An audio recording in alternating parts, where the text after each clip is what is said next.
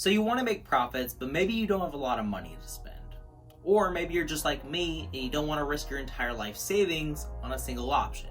Well, boy, do I have the fix for you. Let's talk about it. Welcome back to a new episode on how the hell options trading works. Today we're going to be talking about debit spreads, which might come off as a bit of a more advanced strategy, but don't worry, I'll explain everything that you need to know.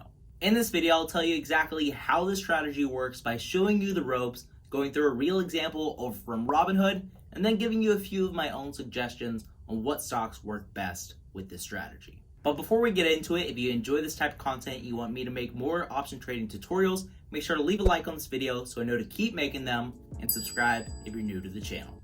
With that out of the way, let's get into the basics.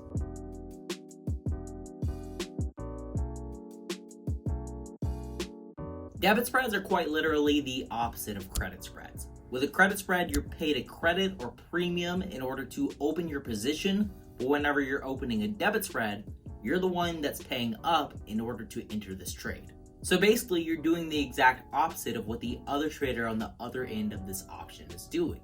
And to add this, you have the exact opposite assumptions on where the share price is going to go and completely different profit and loss scenarios. With a credit spread, you want both your options to expire worthless, or what's called out of the money.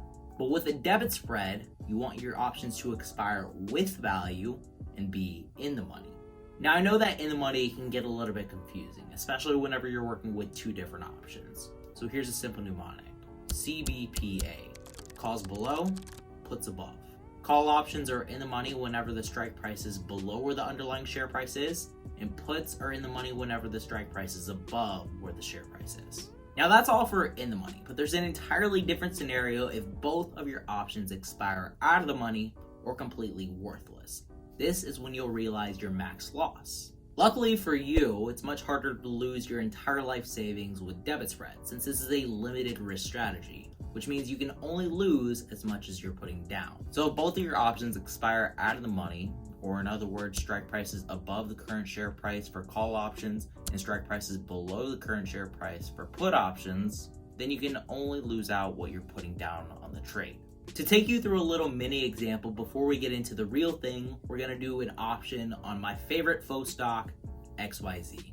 If XYZ is trading at $100 and I think it's going to climb to $110 by next week, I'm going to open a call debit spread with the upper strike price on that $110 assumption.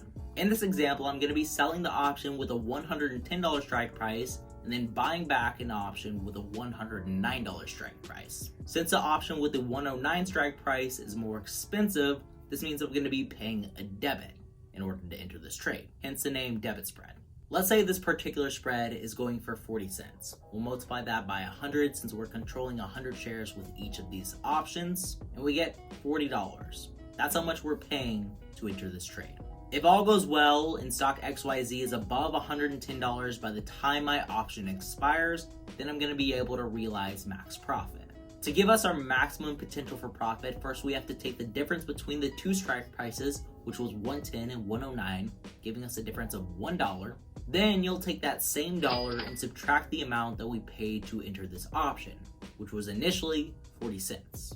$1 minus 40 cents equals 60 cents, and if we multiply that by 100, since we're controlling 100 shares, we just made $60 of profit.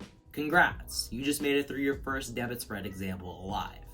But here's what's going to happen if things go south. If stock XYZ is below my lower strike price, which was 109, then I'm going to be losing whatever I put down on this trade. This was the $40 that we talked about earlier. So basically, I just lost out on 4 Chipotle bowls. So hopefully by now you know how a call debit spread works. You want both of your strike prices to be below where the share price is whenever the two options expire. That way you don't end up losing your Chipotle bowls. And just like we said earlier, put debit spreads are the exact opposite. Let's go over a real example over from Robinhood. One of the stocks that everybody knows I love to hate on here on the channel is Nikola Motors, so we're going to be betting against them by using a put debit spread. My assumption is that Nikola stock is going to be below $15 by December 31st. Now hopefully they get left in 2020. That'd be great. But realistically, I think that Nikola stock is going to be below $15 by December 31st, my expiration date. So we're going to sell the $15 strike price because it's cheaper, and then we're going to buy back the $16 strike price. For this, we're paying a total cost of 30 cents, and if we enter our number of contracts to be 1, our max cost for this option is $30. So if Nikola stock closes above my higher strike price, which is $16 in this case, then I'm going to be losing $30. That's a risk I'm willing to take. But if all goes well with this options trade, I'm going to be making $70 from $30. That's a 113% return if I'm right, which is a whole lot better than if I were to just short the stock. I'd say that's a pretty solid bet, but of course, I could always be wrong. If I am wrong about this and I don't think that Nikola is going to be below $15 sometime next week, I can always roll this option over. And if you're new to options, you might not understand the concept of rolling an option over. So if you want me to make a video on how that works, make sure to leave a like on this video, and if we can get to 250 likes, I'll make that tutorial. Anyway, we covered call debit spreads and we just covered put debit spreads with this Nikola option. So let's get into the fun part. What stocks to use? Of course, this is all just my own opinion. I'm not a stock market expert by any means. I'm just some random kid sharing his opinion on the internet and hoping people vibe with him. My first suggestion, pick a stock that's stable. One of the most stable stocks that I personally know is AT&T. A close second for this might be bank stocks like Bank of America, JP Morgan, or Wells Fargo.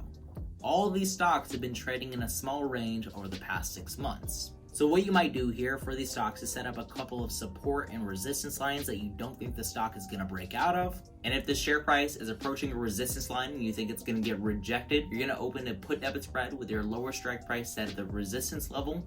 And then if it's coming towards the support level and you think it's going to bounce off, you're going to open a call debit spread with your higher strike price set at the support line. But that's just for stocks that you think have a stable share price. You can also use this on growth stocks, but it gets a little bit trickier. Instead of support and resistance lines for growth stocks, you're going to have to use trend lines and channels. Amazon, for example, has been following the same bottom trend line since the September crash for tech stocks, and they recently started to trade within a channel back in early November. So since they're trading near the top of this channel right now, it might be best to open a put debit spread with your lower strike price set at around $3,330. Of course, Amazon could always break out of this channel, so it might be better to hold off for a few days and wait for a pullback, and then open a call debit spread with a higher strike price of $31.20. Now this is all up to you here, but I'd strongly recommend using these channels and wedges to determine the strike prices for your options. Right now, you might want to open a put debit spread on Square since they're so overvalued at around 85 RSI. This means they're more likely to come back down from their all-time highs than they are to continue up. Of course, I never really recommend betting against the market direction, but if you think that Square is going to be coming down from their all-time highs, open a put debit spread with your lower strike price set at around $240. But don't get me wrong here, I love Square. This is the second top holding in my portfolio right now, but I am waiting on a pullback, that way I can buy more shares. Finally, the last stocks that you should use this strategy on are stocks that you really despise. Personally, for me, that's Nikola.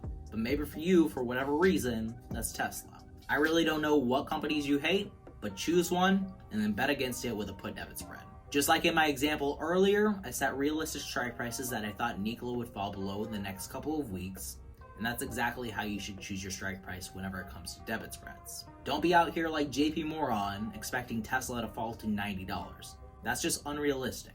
Maybe a more reasonable assumption is that Tesla stock is going to be below $630 by the end of the year. If you really think that, if you think that Tesla is going to be below $630 by the end of the year, then you open a put debit spread with a higher strike price of $630. And honestly, you probably get this for dirt cheap. Since everybody thinks Tesla is going up, these put options are getting cheaper by the day. I personally think that Tesla is going to be above $700 by the end of this week, and I made a bet accordingly, buying into a debit spread last week with a higher strike price of $660 in order to give me a little wiggle room, because we all know how crazy Tesla's share price can get. I paid $365 in order to enter this trade, and if all goes well, I'll turn that $365 into $1,000, which is a 173% return. So if by next Friday, Tesla is above $660, then I'll have $635 more to spend on Christmas. And if you want to know the next position I take, I post every single trade that I make over on my Discord, which is going to be linked in the pinned comment below. That's all I've got for you today on how debit spreads work. Thanks for tuning in, and as always, remember to stay positive, stay green. I'll catch you in the next one. Bye, guys.